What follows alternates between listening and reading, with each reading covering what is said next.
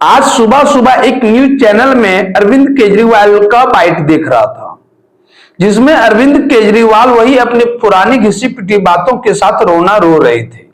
कह रहे थे कि नरेंद्र मोदी उन्हें दिल्ली में काम करने से रोक रहे हैं। हमने दिल्ली में सड़कें बनवा दी, हमने दिल्ली में बड़े बड़े स्कूल बनवा दिए, हमने मुफ्त बिजली और पानी दे दी, और नरेंद्र मोदी ये सब काम नहीं कर पा रहे हैं, इसलिए वो हमारी बराबरी ना करके वो हमारे काम को रोकना चाह रहे हैं। ये सारी बातें अरविंद केजरीवाल कह रहे थे और अपनी वही पुरानी घिसी पिटी बातों के साथ रोना रो रहे थे। तब मुझे समझ में आया कि जो अध्यादेश अरविंद केजरीवाल के खिलाफ भारतीय जनता पार्टी लेकर आई थी, जिसे लोकसभा में पहले पारित किया गया, दिल्ली सेवा बिल को वहां लोकसभा में पास हुआ, फिर सोमवार को राज्यसभा में लाया गया, फिर राज्यसभा में भी पास कर लिया गया। इस अध्यादेश के खिलाफ विपक्ष बड़े बड़े दावे कर रही थी। विपक्ष का कहना था कि किसी भी कीमत पर भारतीय जनता पार्टी इस बिल को राज्यसभा में पास नहीं करवा सकेगी, लेकिन उन आंकड़ों के साथ भारतीय जनता पार्टी ने राज्यसभा में इस बिल को पास करवाया, जिस पर विश्वास खुद भारतीय जनता पार्टी को भी नहीं था। इसी मुद्दे पर आज चर्चा विस्तार से करेंगे। दोस्तों, कुछ अशुद्धि हो जाए तो माफ कीजिएगा, आप मेरा राम सलाम स्वीकार कीजिए। मैं संजीव कुमार, आप देख रहे हैं हमारे social media platform the voice of public one.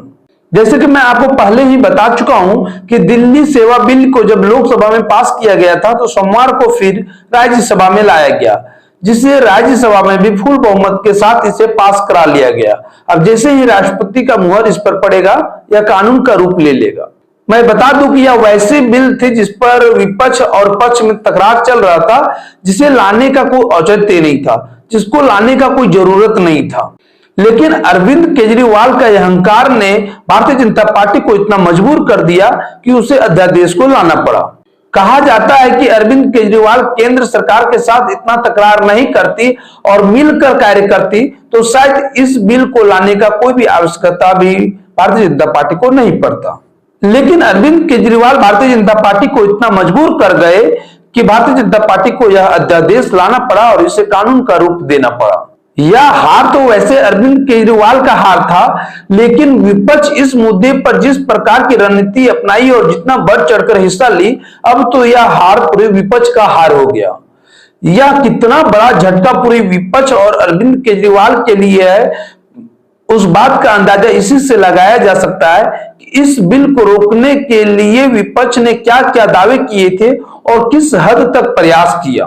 पहले तो मैं बता दूं कि विपक्ष के जितने सारे नेता थे, उन्होंने स्पष्ट तौर पर यह दावा किया था कि भारतीय जनता पार्टी राज्यसभा से दिल्ली सेवा बिल को किसी भी कीमत पर पास नहीं करा सकेगी। इस बिल को रोकने के लिए हर संभव प्रयास किया जाएगा, लेकिन इसके उलट ही हुआ।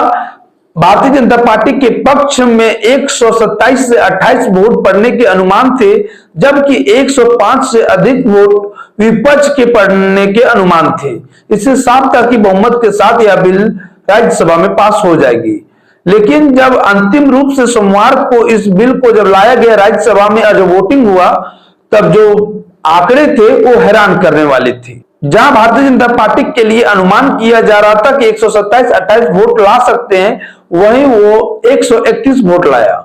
लेकिन विपक्ष जो कहा जा रहा था कि 105 से अधिक वोट लाएगी राज्यसभा में, उसका वोट मात्र 102 रहा। और इस बिल के जरिए ही पता चला कि विपक्षी गठबंधन को तगड़ा झटका लगा, क्योंकि उत्तर प्रदेश में जयंत चौधरी को माना जा रहा था कि वो विपक्षी गठबंधन के साथ हाथ मिला सकते हैं और उस खेमे में जा सकते हैं। लेकिन इस बिल में वोटिंग के दौरान वो अनुपस्थित रहे, जिससे अब चर्चाएं तेज हो गई हैं जयंत चौधरी के बारे में कि क्या वह सच में भाजपा के संपर्क में है और आने वाले दिनों में भाजपा के साथ हाथ मिला सकते हैं। और यदि जयंत चौधरी ऐसा कुछ करते हैं तो फिर आप यकीन मानिए कि उत्तर प्रदेश में विपक्षी गठबंधन को एक तगड़ा झटका लगेगा। खैर, ये तो दूसरी बातें हैं। मैं बात करता हूं कि विपक्ष समेत अरविंद केजरीवाल ने इस बिल को राज्यसभा में रोकने के लिए क्या क्या प्रयास किया था। विपक्ष अपनी सनक में उस हद तक पार हो गया जिसका विश्वास पूरे देश में किसी को नहीं हो रहा है।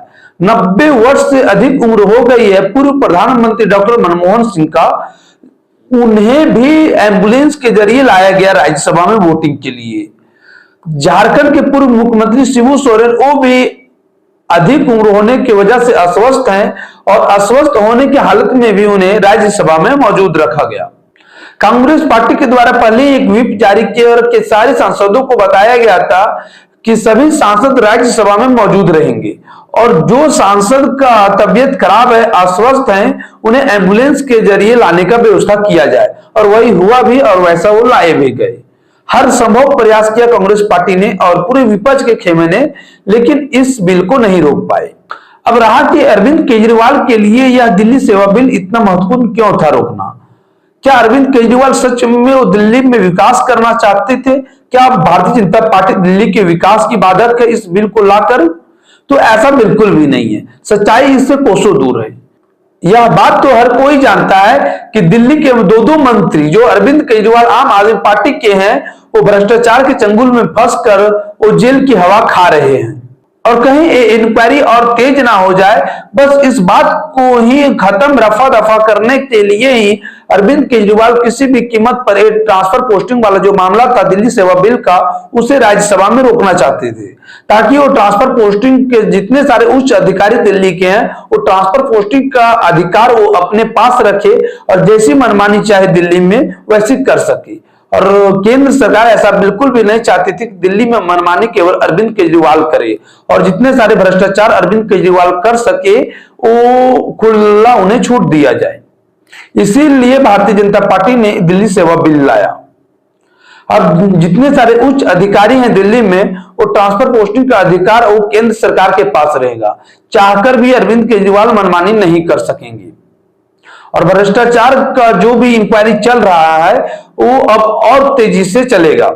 और इस बिल पर एक चौंकाने वाला चीज जो देखने को सामने आया है कि विपक्षी गठबंधन से दूर बनाए बीआरएस पार्टी दिल्ली सेवा बिल पर विपक्षी गठबंधन को साथ देते हुए नजर आई और वहीं बीजेडी और वाईएसआर कांग्रेस ने भी स्पष्ट कर दिया अपना रुख। हालांकि अभी दोनों ही दल अभी एनडीए खेमे में शामिल नहीं हुए हैं, लेकिन दिल्ली सेवा बिल पर दोनों ही राजनीतिक पार्टियां एनडीए के पक्ष में मतदान किया और यही एकमात्र वजह रहा कि भारतीय जनता पार्टी राज्यसभा से दिल्ली सेवा बिल को पास करा सकी। ऊपर से भी जेडीएस का एक वोट और अधिक पड़ गया। लेकिन अब कई सारी ऐसी चीजें हैं जो मेरी मन में उठ रही हैं। ये हर कोई जानता है कि विपक्षी खेमे में अरविंद केजरीवाल सिर्फ इसलिए ही शामिल हुए थे ताकि किसी भी कीमत पर साम दाम दंड भेद लगाकर दिल्ली सेवा बिल को राज्यसभा में रोकना था। अब अरविंद केजरीवाल का वो मकसद तो पूरा हुआ नहीं। अब अरविंद केजरीवाल यहां से क्या स्टैंड लेते हैं, क्योंकि आने वाले कुछ दिनों में महाराष्ट्र में विपक्षी एकता की तीसरी महाबैठक होने वाली है। क्या इस बैठक से पहले या इस बैठक के बाद अरविंद केजरीवाल कोई फैसला लेते हैं, ये बहुत चौंकाने वाली बात होगी।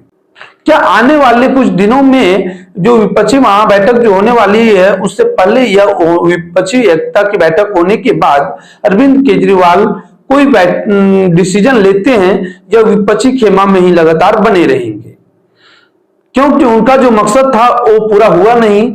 क्या आप वो तीसरी धुरी बनाने की कोशिश करेंगे भारतीय जनता पार्टी के खिलाफ, या तो कांग्रेस की छत्र छाया के अंदर ही रहकर वो चुनाव लड़ेंगे? क्योंकि मैं बता दूं कि कांग्रेस के संबंध आज भी अरविंद केजरीवाल के साथ ठीक नहीं है।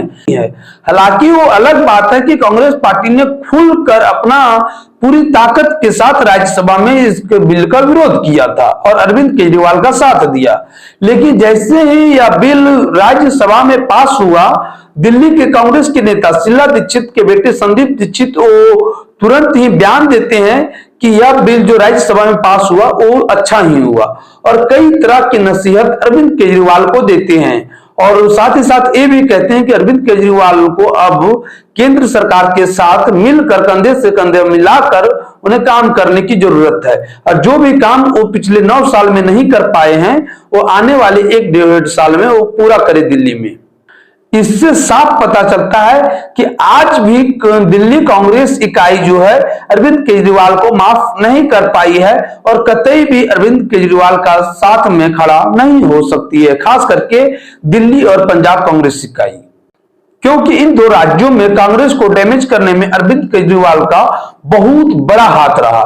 दिल्ली में तो शून्य पर लाकर खड़ा कर दिया, वहीं पंजाब में अरविंद केजरीवाल ने कांग्रेस को सत्ता से भी बेदखल कर दिया है।